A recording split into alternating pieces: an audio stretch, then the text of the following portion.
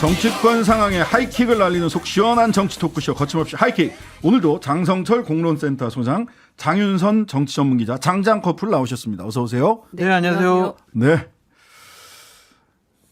화제에 폭로를 하셔가지고 우리 장성철 소장님 뭘 또 폭로해요. 주말 내내 저도 근데 여기저기 민주당에서는 사실 전혀 알려드리는 사실이 아니라고 제가 취재를 주말 사이에 장 소장님 때문에 예. 빡시게 취재를 했습니다. 알겠습니다. 그 얘기는 조금 이따가 하고요. 먼저 순서에 따라 자, 금요일에 지명됐습니다. 이동관 방송통신위원장. 주말에 저도 전화를 많이 받았습니다.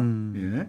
언론 장악 이력, 아들 학폭 무마 의혹, 최근에는 배우자를 통한 인사청탁 의혹까지. 자, 이런 많은 논란에도 불구하고 윤 대통령 임명을 강행했습니다. 예상됐던 거죠. 뭐. 예. 고집이다, 뚝심이다, 철학이다.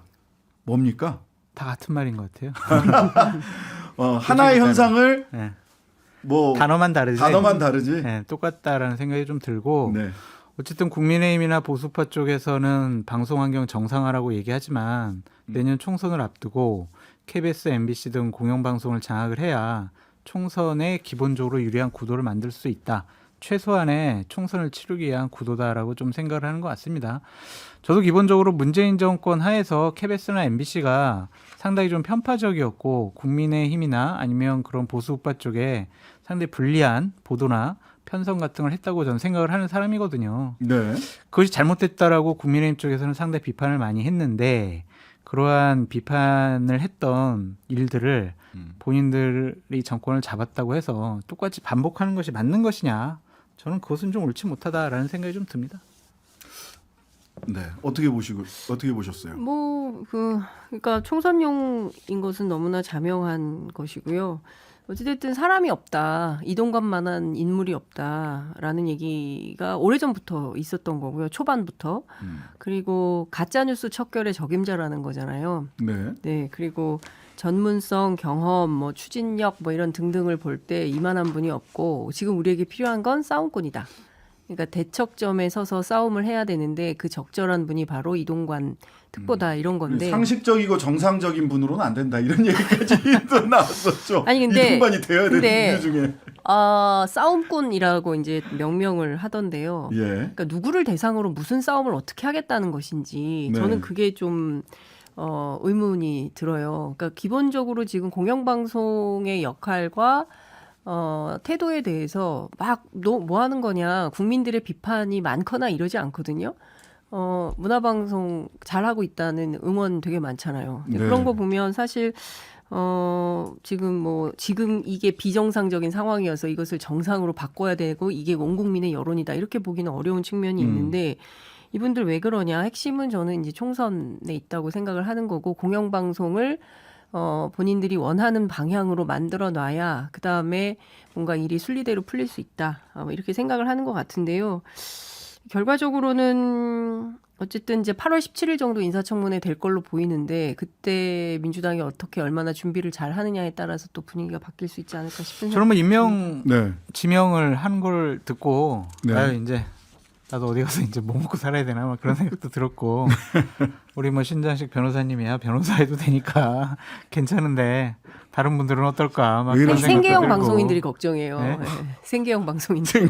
그런 생각이 많이 들어요. 그러니까 시나리오들이 많이 돌아다니잖아요. 네. 뭐 이제 사장 바꾼다, 뭐 보도국장 바꾸고, PD 바꾸고, 진행자 바꾸고 그렇게 해서 패널들도 바꾸면서 내년도 총선을 앞두고 어쨌든 최소한 불리하지 않는 환경을 조성하겠다라는 게 목적인 것 같아요. 근데 단기적으로 총선 내년 4월 총선이라고 한다면 그걸 목표로 한다고 하더라도 너무 근본을 막 흔들고 있지 않나요? TBS 같은 경우도 엊그제 이제 오세훈 시장이 그 지역 민방들이랑 같이 공동 인터뷰 한 걸 보면 소위 김어준 진행자는 절대 돌아오지 못할 수 있는 돌아오지 못한 정권 교체된 다음에 정권이 교체돼도 못 돌아오게 할 수 있는 혁신안을 내놔야 된다. 아직 그 혁신안이 거기에 미치지 못한다. 근데 저는 이렇게까지 얘기를 하고 그 다음에 소위 그 1공형 다민형 체제 NHK나 BBC를 얘기한 거 뭐 이런 쪽까지 얘기를 하면 그 총선용으로 보기에는 너무 근본적인 걸 흔들고 아니 흔드는 거 근데 아닌가 그거랑 싶어요. 이제 이거랑 좀 분리해서 생각을 해봐야 될 것 같아요. 네네. TBS 같은 경우도 김어준 씨가 여러 가지 허위 사실, 뭐 선전 선동 했다라는 비판을 국민의힘으로부터 많이 받았었고, 네. 뭐 예를 들면 뭐 오세훈 시장과 관련해서도 여러 가지 좀 과한 취재나 내용들을 보도했다라고 볼 수밖에 없고, 저도 이제 그렇게 느꼈고 생각을 하고 있었거든요. 그런 것들은 바로 잡아야 되는데, 기본적으로 이제 보수파 쪽에서는 김어준 씨가 TBS 떠나면서 나 다시 돌아올 거야 이렇게 얘기를 했잖아요. 그게 그렇게 두려운가? 두려운 게 아니라 그냥 그것은 잘못됐다라고 생각을 하는 거죠. 아니 근데 그러면 그렇다고 해서 공영방송을 아니 근데 저는 완전히 이렇게 그러니까 논점이 이탈되는 것 예, 같아요. 예. 그러니까 김어준 씨의 문제와 예. TBS의 문제와 공영방송의 그렇죠. 문제와 102형 다민형 체제의 문제와 그게 막 섞여 총선명과 막 이런 것들을 다 착종시켜가지고 얘기하면 안 되고 네. 하나하나 다 구분해서 따져봐야 되는데 네, 따져봐 주십시오. TBS의 문제하고 KBS 공영방송하고는 비교할 수 있는 사이즈가 덩어리가 아니죠. 아닙니다. 그러니까 네. 동등 비교를 할 수가 없는 상황이고 제일 중요한 원칙은 공영방송은 권력과 자본으로부터 독립돼 있어야 됩니다. 이제 그런 차원에서 보면 민주당에 대해서 언론인들, 현업 언론단체들, 언론노조가 갖고 있는 원망이 있는 게 사실이에요. 네. 민주당 문재인 정부 시절에 이른바 공영방송의 지배구조 개선과 관련된 법안 왜 통과 안 시켰냐. 그때 그걸 통과시켰더라면 지금 이런 문제 안 생길 거 아니냐라는 네. 원망이 깔려 있는 것은 사실인 것 같습니다. 음. 근데 그럼에도 불구하고 그때 못했어요. 그러니까 욕을 네. 해요. 한탄을 네. 해요. 그렇다고 해서 한탄만 하고 있을 수는 없잖아요. 그럼 네. 지금 변화된 정세에서 변화된 상황을 좀 능동적으로 개혁하려면 어떻게 해야 되느냐. 사실은 거기에 포커스가 좀 맞춰져 있어야 될 것 같은데 네. 첫 번째로 제가 드리고 싶은 얘기는 지금 뭐 총선이 됐든 뭐 핵심적으로는 총선이겠죠. 총선에서 이겨야 되니까 전술적으로. 그러니까 그 다음에는 뭘 하려고 하느냐. 권력과 자본이 마음대로 쥐고 흔들어도 되는 언론을 만들고 싶은 거예요. 네. 예, 그게 옳으냐에 대한 국민적 질문이 저는 있다고 생각을 하고요. 우리가 뭐 종편 처음에 들어올 때 이러저러한 비판도 있었고 미디어법 날치기 통과할 때도 굉장히 많은 경랑이 있었는데 그 경랑을 지금 또 다시 겪어야 되는 상황이 된 거거든요. 네. 그러니까 그런 차원에서 보면 지금 정상적으로 잘 운영되고 있는 공영방송 시스템을 다시 비정상적으로 돌려놓으면서 이것이 정상화라고 주장하니까 그야말로 어이가 없는 이런 상황이 되는 것이죠. 특히 합의제 의결기구인 방통위원회를 3월 30일에 국회에서 의결했음에도 불구하고 지금 넉 달째 임명장을 최민희? 안 주고 있는 최민희 의원이 있어요. 그때 만약에 최민희 의원이 들어갔으면 2대2가 돼요. 맞아요. 2대2가 되면 지금 추진 중인 뭐 예컨대 KBS 이사장 해임이라든가 아니면은 그 수신료 분리징수 문제라든가 이거 못 합니다. 근데 제대로 대응 안 하고 어쨌든 어영부영 넉 달을 걸러오면서 그냥 2대1 구조에서 마음대로 다 하고 있는 거예요. 자, 그래서 이 이동관 후보자 지명으로 정치권 분위기 더 험악해지고 그러다 보니까 민주당 쪽에서는 청문회 보이콧 얘기도 있고. 아니요. 청문회 보이콧 얘기는 보이콧하라고 언론노조에서 얘기를 한 거죠. 네. 그러니까 뭐 지금 뭐 이렇게 된 거 형해화됐다 뭐 이런 입장을 밝혔는데 지금 상황은 그런 상황은 아니고요. 제가 민주당 취재를 했는데 네. 보이콧할 생각 없어요. 꼼꼼하게 자, 잘 한다는 그 겁니다. 다음에 방통위원 김희연, 최민희 두 야권 추천 방통위원이 그냥 사퇴를 해서 3대2, 3대2, 3대2로 계속해서 쭉 밀어붙이는 게 아니라 절차적 정당성이라도 얻지 못하도록 하는 게 어떻겠냐라고 언론노조에서 민주당에 권고를 이렇게 제안을 했습니다. 이거 어떻게 보세요? 그 신경 안 쓸 것 같고 저 오히려 더 잘 됐다 그렇게 생각할 것 같다. 국민의힘에서 쪽에서는 아니 윤석열 대통령이 네, 그렇게 대통령이 생각하겠죠. 것 같다는 생각이 2대 들고 빵 구조가 되면 다 할 수 있잖아요. 3대0. 3대 0이기 때문에. 예. 저는 이동관 후보자가 방통위원장 되면은 저는 10월 달쯤에 방송을 못할 거라고 저는 생각을 하거든요. 아, 본인이 저는 못할 거라고 생각을 해요. 왜냐하면 저 뭐 자르라고 공문도 보낸 국민의힘이니까. 그런데 문재인 정권 하에서 벌어졌던 그 방송 장악과 윤석열 정권 하에서 벌어지고 있는 지금 방송 장악에 대해서 동등하게 비교해가지고 윤석열 정권 방송장 하는 것만 잘못이다라고 얘기하는 사람들의 얘기는 정말 들을 가치도 저는 없다고 생각하는 사람이에요. 대표적으로 KBS 고대영 사장 쫓아낸 거 대법원에서 잘못됐다라고 분명히 네. 판정을 네, 했어요. 네. 판결을 했어요. 네. 그런 것들을 보면 당시에 언론 노조라든지 문재인 정권 하에서 자신들의 편을 들어주는 방송으로 만들기 위해서 여러 무리한 일을 했다라고 볼 수밖에 없는 것이고 그때는 입 다물고 비판했던 민주당 진영, 민주진영에 있던 분들이 지금 와가지고 펄때처럼 일어나가지고 윤석열 잘못하고 있어 방송 장악하려고 그래 이렇게 얘기하는 것은 한쪽 진영에서 편드는 것 그런 것은 대단히 좀 부적절하고 잘못되고 이중잣대라고 저는 생각이 들어요. 뭐 똑같지 뭐 그러면. 그렇죠. 아니 그러니까 저 같은 사람을 그때 비판한 문재인 정권이 방송 장악했다라고 얘기했던 분들이 아니 그러니까 지금 뭐 입국 다물고 입국 딱 하고 계시잖아요. 아니, 그러니까 국민의힘 그러니까 사람들이 이거를 뭐 이동관 특보가 방통위원장 되는 거에 대해서 막 찬성하고 뭐 옹호하는 사람들도 저는 상당히 불편하고 보기 싫은데 네. 저처럼 문재인 정권의 방송 장악도 비판을 했던 사람이야말로 이동관 특보의 방통위원장 비판할 자격이 있다라고 저는 생각을 하는 거예요. 근데 지금 이런 거예요. 이제 가장 공영성이 있어야 되는 방송통신위원회가 네. 사실은 그 합의제로 운영되어야 되는데 독임제 비슷하게 운영이 되잖아요. 정권이 바뀔 때마다. 네. 그리고 정권이 바뀔 때마다 계속 바뀌잖아요. 그러니까 이런 시스템을 끝내야 된다는 게 사실은 지배구조 개선 알겠습니다. 관련된 거였습니다. 그게 안 됐던 것에 대한 문제를 계속 지적을 하는데 어쨌든 좀 답답한 상황인 것이죠. 네. 자, 서울 양평 고속도로 이야기도 좀 해야 될 것 같습니다. 원희룡 국토부 장관이 검증위원회 꾸려서 여야가 노선 검증위원회를 꾸려서 노선을 정하자라고 주장했어요. 요 주장 평가를 좀 해주시죠.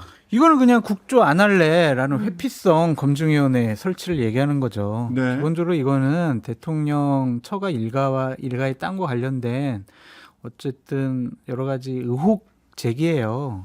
그것을 검증위원회가 조사권도 없이 그냥 오는 자료를 갖고 판단한다는 것은 국회 상임위에서의 그냥 상임위 활동과 별로 다름이 없다라고 말씀을 드리고요. 네. 특별한 이제 조사 권한이 있는 특검이라든지 국정조사를 통해서 사실관계들이 밝혀져야 되고 국민의힘이나 원희룡 장관이나 대통령실에서 뭐가 문제야? 아무 문제 없어. 우리는 절차대로 했어. 라고 얘기하고 있잖아요. 그럼 국조에도 아무 문제 없을 거 아니에요. 그냥 뭐 국조기간 한두 달 정도 정치 공세 받고 아무런 문제 없다면 괴담 선전선동한 민주당이 내년 총선에서 심판받을 거예요. 그러니까 원희룡 장관 말이 맞다면 국조를 자신 있게 받아들여라. 이렇게 말씀드리고 싶어요. 그러니까 입법부하고 행정부를 섞어버린 거죠. 네, 그러니까 네. 입법부하고 행정부는 역할이 전혀 다른데 이거를 섞어서 그냥 국조는 정쟁이니까 안 되고 노선 변경위원회 해가지고 하자라고 하는 건데 심상정 의원의 주장이 자꾸 이상한 방향으로 논의가 돼서 제가 직접 전화를 해서 여쭤봤어요. 뭐냐 핵심이. 그랬더니 그 노선 검증위를 내가 하자고 얘기했던 것에 두 가지 전제 조건이 있다. 첫 번째는 어쨌든 국민의 도로, 양평 고속도로를 국민한테 돌려드려야 된다는 것이고 두 번째는 김건희 여사 일가 땅 문제. 이해충돌 문제 해결해라. 이거 해결해야 된다. 무슨 얘기냐면 일단 강상면 땅을 왜냐하면 그 이해충돌 소지가 계속 남아있는 거니까 네. 일단 그 땅을 매각을 하고 그리고 관련해서 윤석열 대통령의 답을 원희룡 장관이 받아오고 그리고 난 다음에 백지화의 백지화를 주장한 본인의 주장에 대해서 사과를 하고 뭐 그러면 그 다음에 뭔가 좀 해볼 필요가 있다라는 얘기를 한 건데 이게 잘 안 될 거라는 것이고요. 그러니까 최소한 청문회는 반드시 해야 된다. 자꾸 국조 무용론 뭐 국조해서 안 된다 출석 안 하겠다라고 하는데 그러지 말고 적극적으로 청문회라도 해서 관계자들을 불러놓고 국민들이 이해할 수 있는 만큼 해명을 해야 된다 이런 주장을 하고 있는 상황입니다. 근데 네. 검증위원회 꾸리면은요 공무원들한테 의원들이 다 당해요. 공무원들이 딱 어떤 결론을 지시하잖아요. 기가 막히게 논리랑 통계랑 해가지고 그러시겠죠. 보고서를 멋있게 만들어 와요. 그러면은 논리적으로 보면 정말 그럴 듯하거든요. 네. 그거를 반박할 만한 능력이 의원들한테 없어요. 그래서 분명히 뭔가 잘못됐다라는 거를 조사할 수 있는 권한이 있어야 돼요. 네. 지금 제일 중요한 거는 이제 비용 편익 분석, BC 이게 없는 상태에서 주장을 하는 거예요. 강상면. 전문가들은 그 부분을 제일 납득하지 못하더라고요. 그게 있을 수 없는 일이 벌어지는 거라니까요. 지금. 어떻게 본타당성 조사하는 용역 업체가 네. 과업이 올 3월달에 끝났는데 그때까지 BC 분석이 없다는 게 말이 되냐? 이렇게 본타당성 조사를 하는 경우는 말이 안 없다라는 거예요. 불가능하다는 얘기를 하는 거잖아요. 근데 예. 근데 이제 그런데 그러니까 있는데 숨기는 거 아니야? 숨기는 거 아니야? 이제 이런 질문이 다시 나오는 거예요. 아니 안한 왜냐하면 안 도로에 했다고? 안 했지요. 오. KDI에서 그럼 안 더 큰 했죠. 문제예요. 있는데 숨겼다 그러면 그거 큰일 난 거죠. 아니, 아니, 할 그러니까- 수 있는 기간이 안 돼요. 보통 2년 정도 걸리는데 기간이 안 되죠. 안 물리적 했다. 기간이. 아니 했으면 이미 내놨겠죠. 여튼간에 가능성은 두 개죠. 안 했다. 했는데 어딘가 이렇게 캐비넷 안에 있다. 둘 중에 하나잖아요. 아니 논리적 안 가능성은. 했을 수는 아니 했는데 공개하지 않을 리는 없어요. 안 한 거죠. 안 근데 하고 전문가들은 주장을 그 하는 돈을 거죠. 받고 그걸 안 했단 말이야. 그럼 뭐 한 거야? 이렇게 얘기를 19억? 하던데. 지금 민간업자 19억? 아니 최소한 그때 잔금 받은 게 19억이라고 네. 얘기를 했거든요. 네. 아니 총액이 총액이 19억짜리라고 총액이 했어요. 19억, 19억짜리 그러면. 안 돼요, 19억짜리 그거 프로젝트라고 얘기를 했는데 어. 근데 만약에 했는데 안 했다 그러면 그거 수사하면 다 나오는데요. 아, 그건 아니죠. 수사하면 그렇게까지 다 나와? 그렇게까지는 안 하겠죠. 예. 수사를 어디서 할지. 그래서 특검이 필요한가요? 그렇죠. 모르겠습니다. 예. 예. 자, 윤석열 대통령과 김건희 여사 이 양평도 그렇고요. 백제권 풍수가 관상가 풍수가 논란도 그렇고요. 명품 쇼핑 의혹도 그렇고요. 답을 안 하세요. 말씀이 없으세요. 아니 그러니까 분리할 때는 입을 꾹 다물고 두더지처럼 쏙 숨어버리고 그 다음에 유리할 때는 딱 나타나가지고 세세한 것까지 다 일일이 얘기하지 않습니까? 비문학, 국어, 킬러 문학. 비문학, 킬러 문학까지 딱 찍어서 얘기를 하잖아요. 그러니까 이런 태도가 대단히 비겁하다는 겁니다.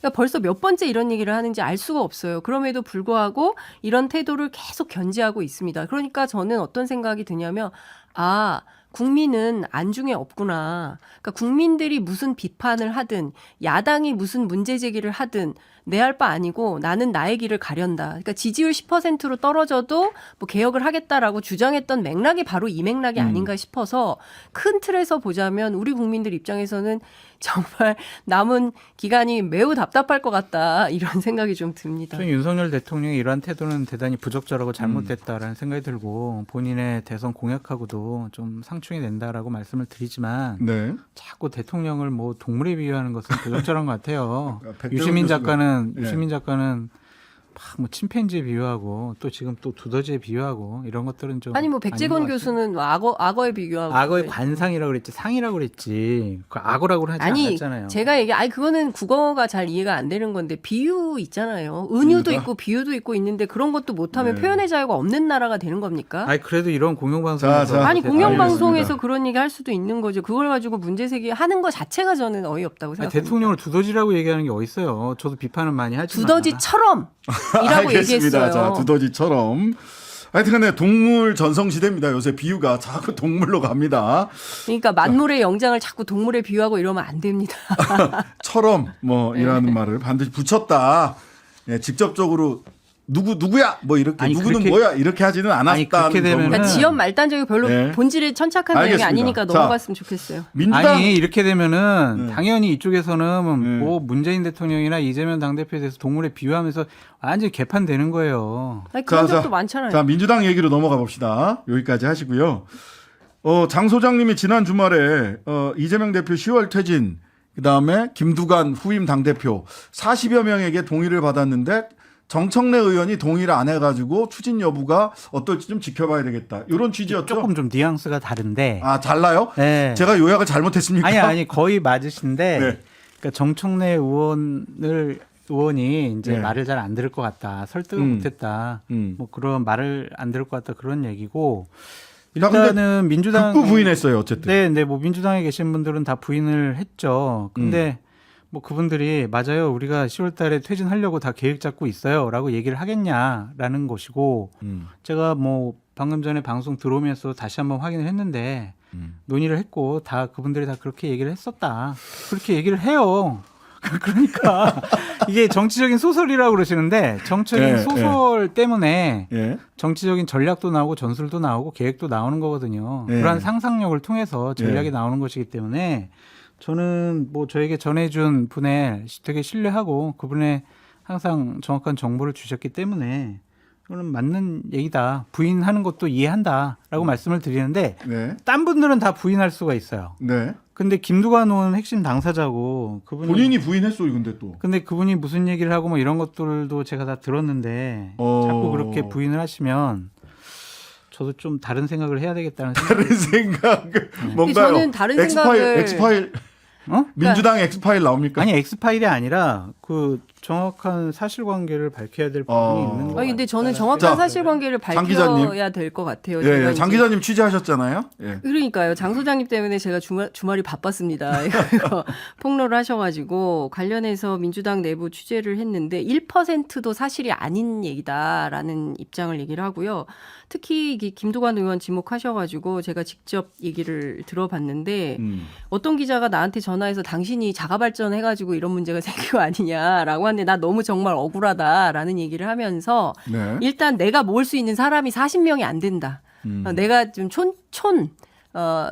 시골 출신이라서 사실 뭐 이제 김두관 의원? 수도권 의원들하고 잘 친하지도 않고 그리고 밥도 잘 안 먹는다. 그리고 지금 중요한 것은 양산이 매우 어렵고 PK에서 민주당이 상당히 내년 총선에서 쉽지 않은 상황이어서 경남 도당위원장으로서 역할 잘 해서 내년에 원내대표 그다음에 당대표 출마해서 자기 정치를 좀 해보는 수순으로 가고 있는데 느닷없이 이 얘기를 터져서 무슨 얘기인가 싶어서 자기가 보좌관들 시켜가지고 확인을 해보라고 했다는 거예요. 접촉한 사람이 있냐 없냐. 그랬더니 아무도 접촉한 사람이 없고 그리고 본인 동생이 있잖아요. 예, 예. 시대정신연구소 소장하는 김두수 씨. 김두수 씨. 그때 제가 전화를 했어요. 그랬더니 최근 2달간 장성철 소장하고 밥 한 번 먹은 적이 없다. 오늘 그리고 통화도 했고 전화 통화한 적도 없다. 지난주에 방송도 같이 해서 지난주 여러 가지 목요일 날 얘기를 방송했는데 대기실에서조차 나한테 한마디도 묻지 않았다. 김두수 선배가 얘기한 것 절대로 아니고 라고 얘기를 일단 하더라고요. 김두수 배제. 저는 맞다라고 얘기할 수밖에 없고요. 네네. 이제 10월달 되면은 그래서 장모가 얘기한 게 맞았구나라고 다 인정하실 것 같다. 지금이 다 부인하시지만 이게 여러 가지 큰 의미가 있는 거잖아요. 이재명 네네. 당대표 거취 문제가 그냥 단순히 우리가 그만두네 안 두네 이런 문제가 아니라 어떤 정치권에 큰 변화를 가져올 수 있고 내년 총선 결과에도 큰 영향을 끼칠 수 있고 2027년도 대선 구도에도 큰 영향을 미칠 중요한 문제예요. 그래서 제가 듣기로는 네. 이재명 당대표가 본인 살려고 계속 고집을 하다가 민주당이 내년에 다수당이 되지 못하고 총선에서 지게 되면 총선이 지면 바로 다음 날 뭐 당대표 그만두는 거 아니에요. 그러니까 보다 본인이 뭐 적극적인 결단을 통해서 그러니까 아니, 이런 그 거 얘기는 아니에요? 민주당 늘 진영을 있었어요. 살리겠다. 아니 그 그런 얘기는 차원이죠. 지난 3월부터 계속 했던 얘기예요. 예, 맞아요. 그러니까 민주진보 진영에게 본인이 도움이 안 되면 내일이라도 그만두겠다라는 얘기를 계속 했었던 거고 그 맥락은 계속 유지되어 오던 일관된 입장이에요. 그러니까, 근데 중요한 건 예. 10월 달에 뭐 40명을 만들어서 중진 K인 김두관 의원이 깃발을 새로 들고 당을 수습해서 총선을 치른다. 이거는 말도 안 된다는 얘기가 민주당 얘기고 이런 방식으로 장성철 소장의 이관계 이렇게까지 얘기하는 자, 분들이 있어요. 그러니까 내가 뭐- 결과적으로 이겁니다. 저는 이재명 당대표가 당대표 자리에 있으면은 국민의힘 내년 총선에 더 유리하다고 아니 근데 생각하는 저 장 사람이에요. 소장님께 여쭙고 싶은데 김두관 의원 스스로 한 말이 있다 그랬잖아요. 네. 방금 전에. 그럼 네. 그 말이 뭔지만 좀 소개를 해주세요. 김두관 의원 스스로 장 소장님한테 무슨 얘기를 했는지 그 얘기를 해야 얘기가 김두관 풀릴 것 의원이 같아요. 저한테 얘기한 게 아니라 네. 그렇게 이제 여러 가지 주변에 결정 내리면서 그러니까 뭐라고 회의를 하면서 김두관 의원이 자, 뭐라고 얘기를 했는지 시간이 다 그 얘기를 됐습니다. 해야지. 취재를 해보세요. 자, 시간이 다 아니 됐고요. 본인은 안 했다고 하니까. 장 잠시만요. 소장이 자, 무슨 시간이 다 얘기를 됐고요. 자, 이 이야기 아마 이번 주에도 좀 이어지지 않을까 싶습니다. 지금까지 장성철 소장, 장유성 기자였습니다. 감사합니다. 감사합니다. 네, 고맙습니다. 하루 종일 기다려지는 진짜 시사. 평일 저녁 6시 5분 신장식의 뉴스 하이킥.